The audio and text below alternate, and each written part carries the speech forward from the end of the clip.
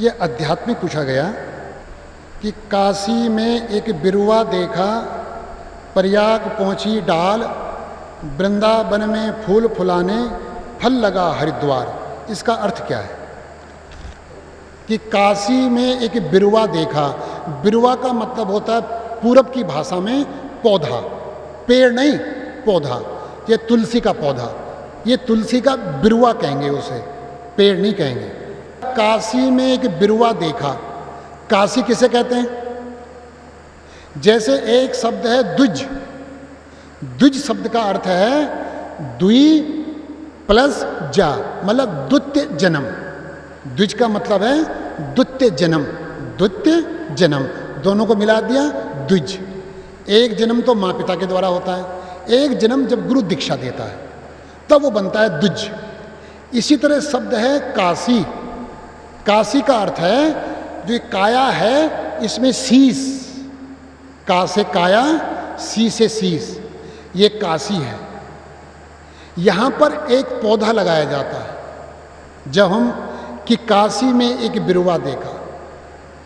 काशी मतलब मस्तिष्क में जब हम अकाल पुरुष की पूजा करते हैं तो एक साधना का, एक पूजा का एक पौधा लगाया जाता है। पौधा, साधना का पौधा कोई पत्ती वाला नहीं है। जब साधना की जाती है, जब अंत पूजा में प्रवेश करते हो, समझ लेना पौधा लग गया। अंत पूजा में प्रवेश किया, पौधा लग गया। कहाँ? काशी में।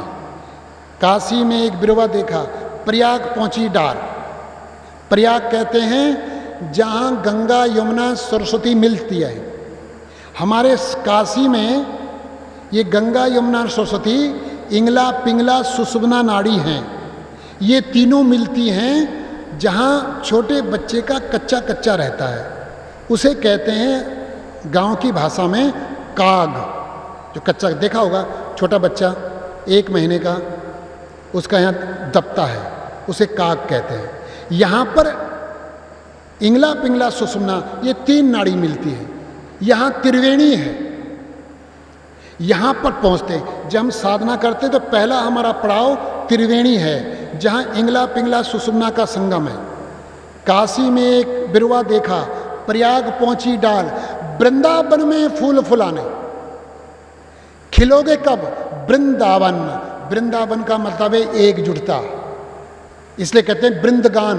वृंदगान मतलब जहाँ इकट्ठे हो जाते हैं, एकजुटता। तुम खिलोगे कब? तुम त्रिवेणी तक तुम पहुंच जाओगे, इंगला पिंगला सुषुम्ना के संगम में पहुंच जाओगे, लेकिन फूल कब खिलेगा? वृंदावन में फूल फुलाने, जब तुम्हारे अंदर जाती रहती एकजुटता। वृंदावन में फूल फुलाने फल लगा हरिद्वार। फल के रूप में क्या मिलेगा? हरि का द्वार, जहाँ वो अकाल पुरुष परमात्मा है, जहाँ वो अकाल पुरुष परमात्मा निवास करता है, जहाँ वो अकाल पुरुष परमात्मा का एहसास होता है। हरिद्वार, हरि का द्वार। एक पद उनका और है,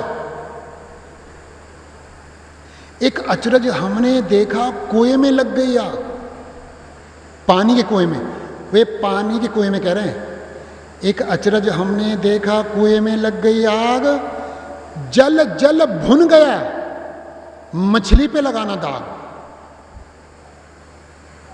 क्या अर्थ हुआ इसका? विज्ञान ने तो अब पता किया कि हमारे शरीर में 75% जल है। हमारे संतों ने पहले पता कर लिया था कि हमारे शरीर में 75% जल है। जब अंदर जाके सब एहसास हो जाता है, ये कुआं है शरीर, यहाँ जल जल है।